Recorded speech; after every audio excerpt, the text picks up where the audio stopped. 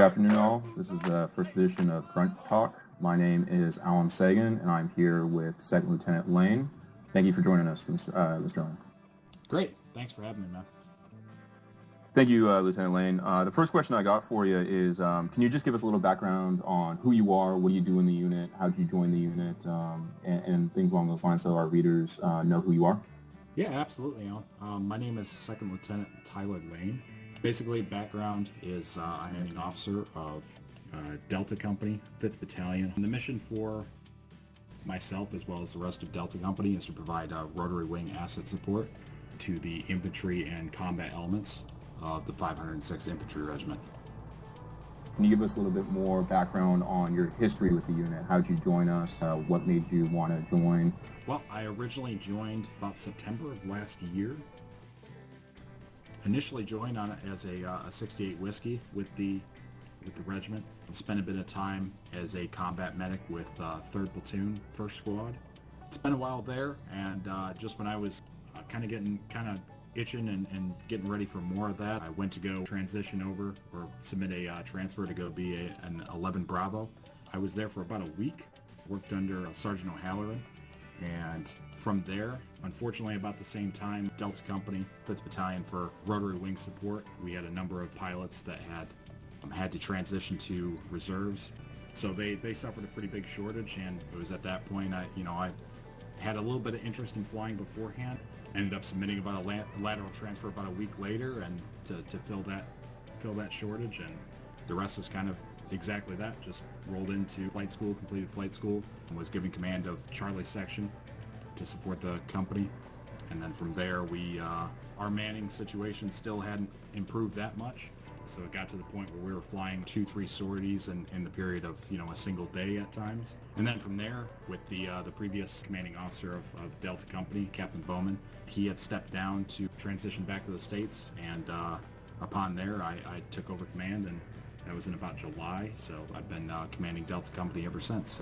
So when you were 11 Bravo and 68 Whiskey, do you think that those on-the-ground experiences helped you prepare for leading our aviation assets?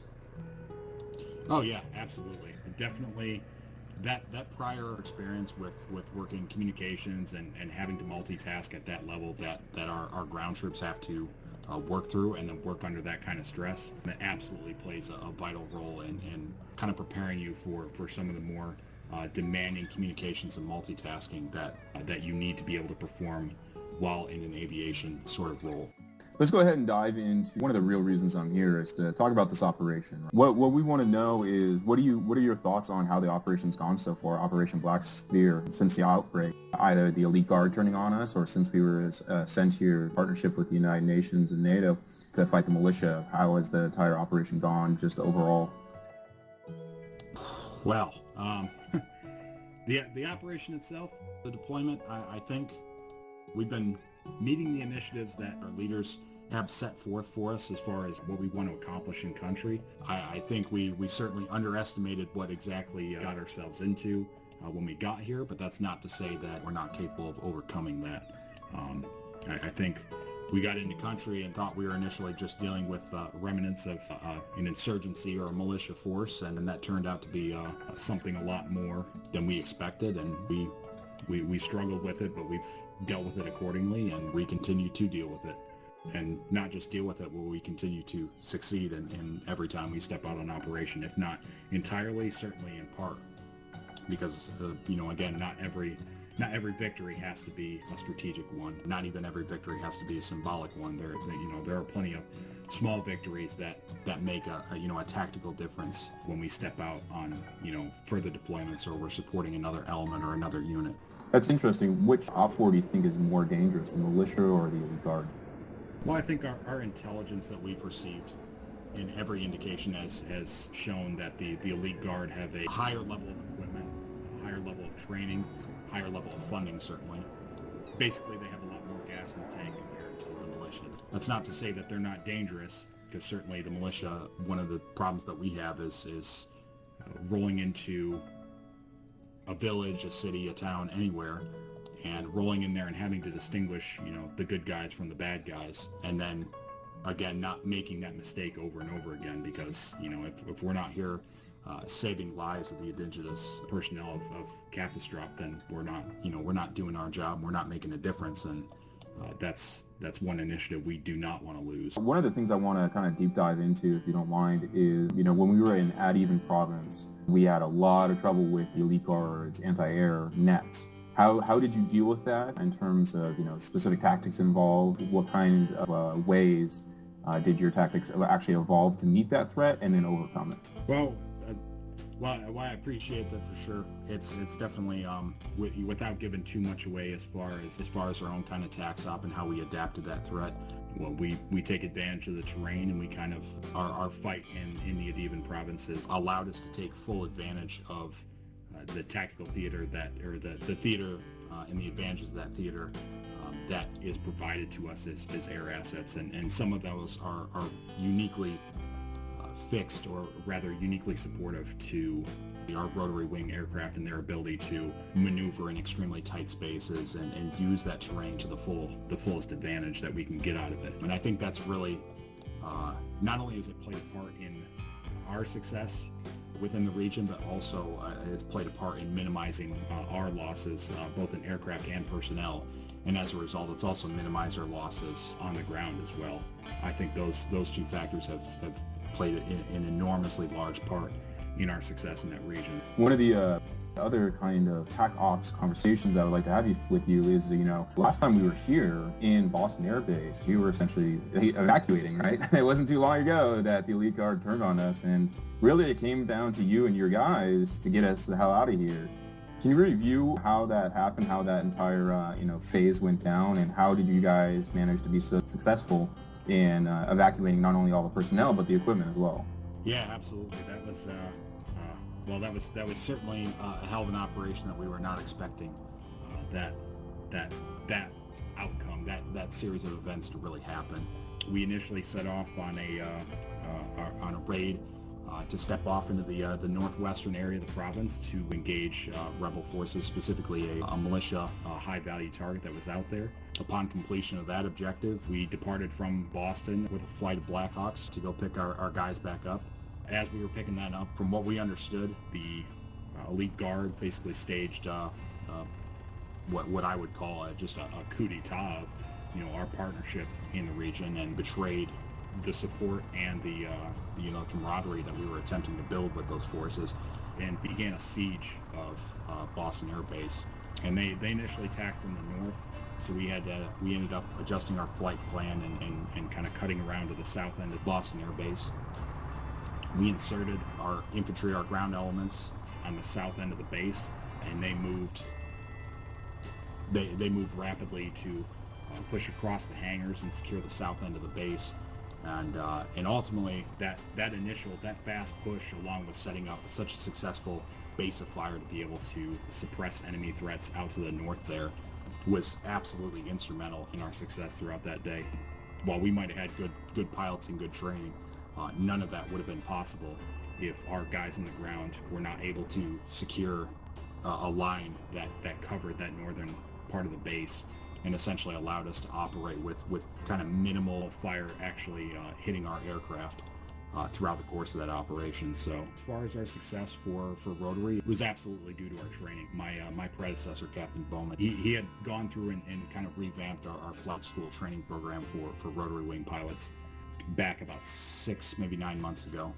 And while it's increased kind of the dropout rate for flight school for warrant officer candidates who go through the program, it's also created some seriously badass pilots. That success is shown so far in this deployment with minimal errors on our part, and being able to support the initiatives that the task force and the 506 has been tasked with by our leaders.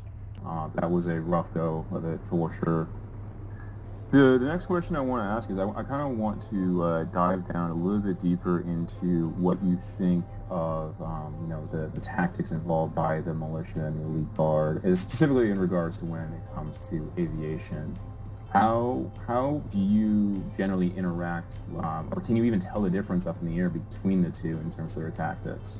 Well, I think the militia they're definitely, like I said before, we definitely see kind of more of an insurgency tactic of Sometimes they attempt to stand their ground and fight, but unfortunately for them, we fight better, and we certainly bring more firepower to bear, both on the ground and in the air, to combat that threat.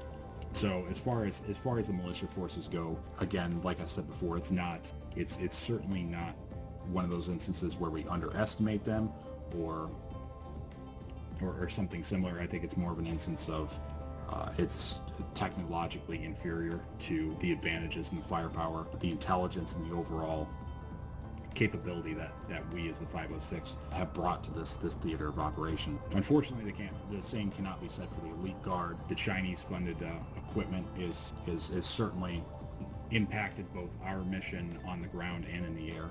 And I think for probably the first time since earliest stages of probably the 80s and the 90s, the U.S. military is engaged in air-to-air combat with a hostile nation's aircraft. So it's if that puts into perspective the difference of tactics and capability between the militia and EG, it's certainly that's really probably the starkest difference between the two. And then certainly their equipment and their capabilities on the ground seem to be more westernized as far as their own tactics, techniques, and procedures, or TTP. Excellent. So, Mr. Lin, one of the last remaining questions I have for you is kind of referencing something you mentioned at the beginning of this interview, and that's the fact that you're doing, several different, what I would like to say is like rotations a day of the different type of activities that you're having to do because of personnel limitations, right? Can you give us an example of, what your day's agenda will consist of? Oh yeah, absolutely. A regular day's operation, assuming we're not sorted for a combat operation or something. Regularly, we're up at a pretty early hour, about 04, 05.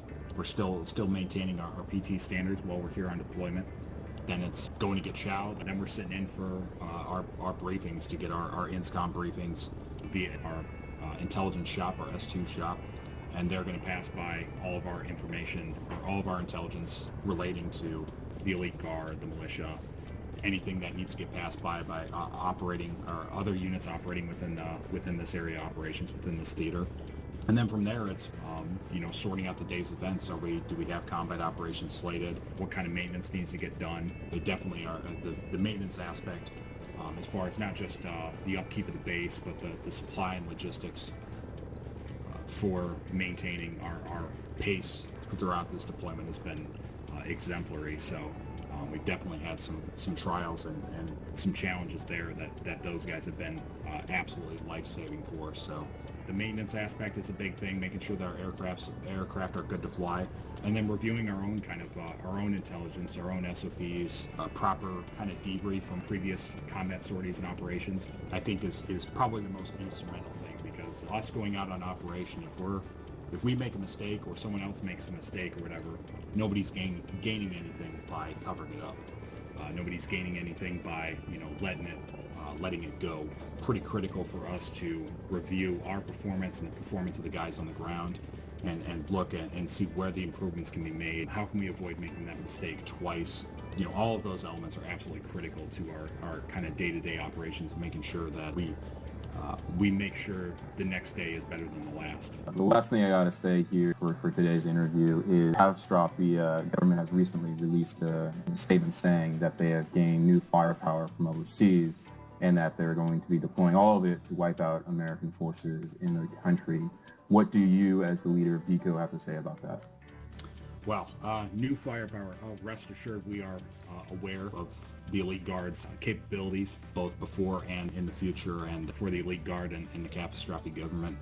Definitely, whatever advantages and whatever advances they think they may have, the 506 is but one small element of the full might of the American military. And while we don't underestimate our adversaries, we certainly welcome the challenge that they think they may bring. But at the end of the day, America will prevail. Excellent. Thank you again, Mr. Lane, for your time this evening. And this is Alan Sagan signing off.